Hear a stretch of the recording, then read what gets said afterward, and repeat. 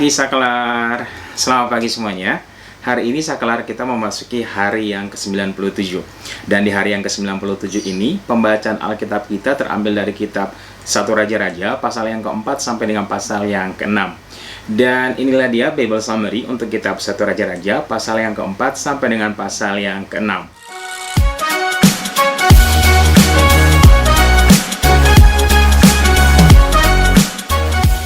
Pada kitab 1 Raja-Raja pasal yang keempat dengan judul perikop para pembesar Salomo dan para kepala daerahnya.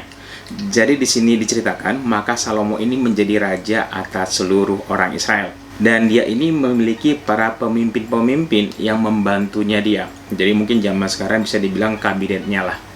Nah, orang-orang ini adalah ada Azaria bin Zadok, dia menjadi imam. Kemudian ada Elihoref dari Ahia menjadi panitera negara. Kemudian ada Yosafat bin Alihud menjadi bendahara negara. Kemudian ada Benaya bin Yodaya menjadi panglima. Kemudian ada Zadok dan Abyatar menjadi imam juga. Kemudian ada Azaria bin Nathan menjadi pengurus para kepala daerah. Kemudian ada Ihasar menjadi kepala istana. Dan Salomo ini juga mempunyai 12 orang kepala-kepala daerah yang harus mensupport atau mencukupi makanan raja beserta dengan istananya masing-masing 1 bulan selama setahun secara bergantian.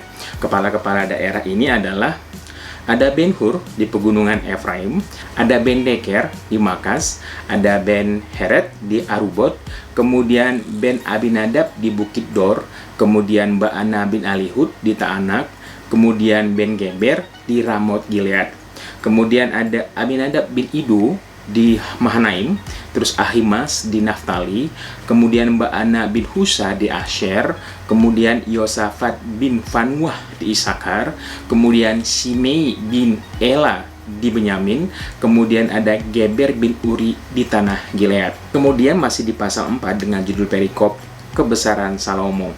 Pada perikop ini diceritakan bahwa Raja Salomo ini memiliki wilayah dari Sungai Efrat sampai kepada negeri orang Filistin sampai tapal batas atau perbatasan dengan Mesir. Kemudian juga pada perikop ini diceritakan bahwa untuk makanan raja beserta dengan istananya sehari-hari, maka Raja Salomo ini membutuhkan 30 kor tepung terbaik dan ada 60 kor tepung biasa. Kemudian ada 10 ekor lembu gemukan dan 20 ekor lembu penggembalaan. Belum termasuk kijang, rusa, dan lain-lainnya.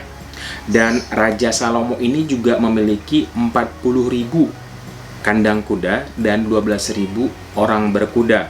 Salomo juga mengubah, jadi Salomo ini sangat puitis, sangat pintar menulis sajak ya. Jadi Salomo ini mengubah 3.000 Amsal. Dan Salomo ini juga menulis sajak tentang pemohonan ya yang ada di pegunungan sampai dengan hisop yang ada di pagar-pagar, dan juga tentang burung-burung, tentang binatang melata. Oleh karena Salomo ini sangat berhikmat, maka datanglah raja-raja dari seluruh penjuru bumi untuk mendengar hikmat yang dimiliki oleh Salomo. Dan setiap raja-raja ini datang, mereka itu mempersembahkan upeti-upeti yang diberikan kepada Raja Salomo. Kemudian kita lanjutkan di pasal 5 dengan judul perikop persiapan-persiapan untuk mendirikan bait suci. Pada perikop ini diceritakan Hiram, Raja Tirus, ini mengutus pegawai-pegawainya untuk menghadap Salomo. Karena Hiram ini adalah sahabatnya dari bapaknya Salomo, yaitu Raja Daud. Hiram ini mengucapkan selamat karena akhirnya Salomo ini diangkat oleh Raja Daud menjadi raja menggantikan dia. Dan Salomo juga akhirnya mengirim orang kepada Hiram untuk mengucapkan terima kasih atas ucapan tersebut. Sekaligus juga meminta Hiram untuk menyiapkan orang-orangnya untuk menebang kayu yang akan dipakai oleh Salomo untuk mendirikan bait suci atau rumah Tuhan yang telah dijanjikan kepada ayahnya Salomo, yaitu Daud. Di Salomo ini ngomong bahwa dulu ayahku Daud tidak memungkinkan untuk mendirikan rumah Tuhan karena dia selalu diperangi oleh orang-orang sekitarnya. Sekarang ada damai dan aku mau mendirikan rumah bagi Tuhan. Oleh karena itu Salomo ini merequest orang-orang yang pandai menebang kayu aras kepada Raja Hiram. Dan mendengar kabar ini, Raja Hiram tentu sangat bersuka cita. Dan oleh karena itu Raja Hiram ini menyanggupi permintaan dari Salomo. Oleh karena itu dia mengutus orang-orang yang jago dalam hal menebang kayu ini kepada Salomo. Dan sebagai imbalannya, maka Salomo ini menyediakan atau menyuplai makanan bagi Hiram beserta dengan istananya, yang terdiri dari 20.000 kor gandum dan 20 kor minyak tumbuk yang diberikan kepada Hiram oleh Salomo secara rutin dari tahun ke tahun. Dan Tuhan memberikan hikmat kepada Raja Salomo sehingga ada perjanjian damai, ada persahabatan yang erat antara Salomo dengan Raja Hiram. Dan juga Salomo ini mengerahkan tenaga rudi dari seluruh Israel berjumlah 30.000 orang. Jadi masing-masing itu gantian 10.000 setiap bulannya yang diutus ke Gunung Libanon untuk menyiapkan segala keperluan atau bahan materi yang dipakai nanti untuk persiapan membangun bait suci. Selain 30.000 orang rodi yang dipersiapkan di Gunung Libanon, Salomo ini juga memiliki 70.000 kuli dan 80.000 tukang pahat yang dipekerjakan. Dan jumlah ini belum termasuk dengan jumlah mandornya yang berjumlah 3.300 orang.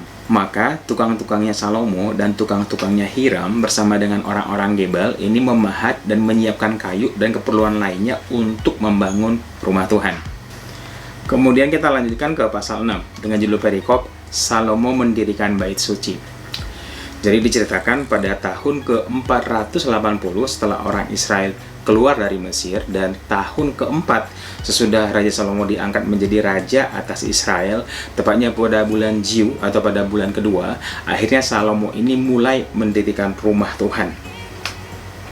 Rumah yang didirikan bagi Tuhan ini terdiri dari 60 hasta panjangnya, 20 hasta lebarnya, dan 30 hasta tingginya. Dan pada waktu itu datanglah firman Tuhan kepada Salomo dan mengatakan, apabila Raja Salomo ini hidup menurut ketetapan-ketetapan dan firman Tuhan, maka Tuhan akan menepati segala janji yang diberikan kepada Salomo dan juga janji yang telah difirmankan kepada Raja Daud, yaitu bahwa Tuhan akan tinggal di tengah-tengah orang Israel dan tidak akan meninggalkan orang Israel. Dan Salomo ini mendirikan rumah Tuhan itu, bagian dalam daripada rumah Tuhan itu semua dilapisi dengan kayu aras dan kayu sanobar. Untuk detail tentang apa yang ada di dalam rumah Tuhan ini, teman-teman nanti bisa baca sendiri di kitab Raja-Raja, di kitab 1 Raja-Raja pasal yang ke-6. Nanti detailnya apa aja isinya dan bagaimana ukiran-ukiran di dalamnya, teman-teman nanti bisa dilihat di sana. Akhirnya diceritakan bahwa pada tahun ke-11, tepatnya pada bulan Bul atau bulan 8, maka rumah Tuhan itu selesai dibangun.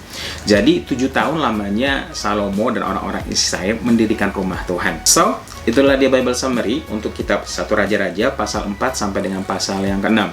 Dan sekarang kita masuk dalam renungan kita pada video berikutnya.